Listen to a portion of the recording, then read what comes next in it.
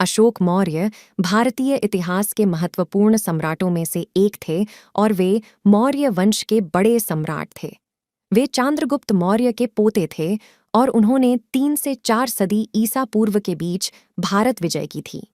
अशोक मौर्य का कार्यकाल बौद्ध धर्म के प्रचार में और भारतीय सभ्यता के विकास में महत्वपूर्ण भूमिका निभाई। अशोक का जन्म वर्ष 304 ईसा पूर्व में पटलिपुत्र, आज का पटना में हुआ था।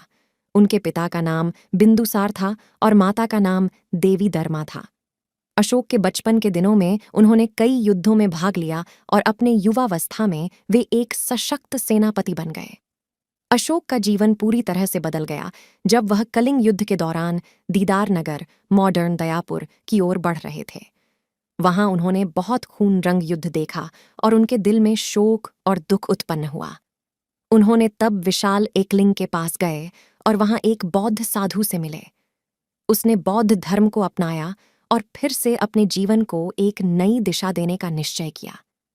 अशोक के पश्चाताप और धर्म परिवर्तन के बाद उन्होंने भारत और उसके आसपास क्षेत्रों में बौद्ध धर्म के प्रचार का संकल्प लिया। उन्होंने अपने शासक साम्राज्य की ऊंचाइयों तक बौद्ध धर्म को पहुंचाने के लिए कई महत्वपूर्ण कदम उठाए। अशोक के प्रसिद्ध अशोकान स्तंभ, अशोक की स्तूप, के बारे में भी जाना जाता है, जिनमें उन्होंने बौद्ध धर्म के महत्वपूर्ण सिद्धांतों का प्रचार किया।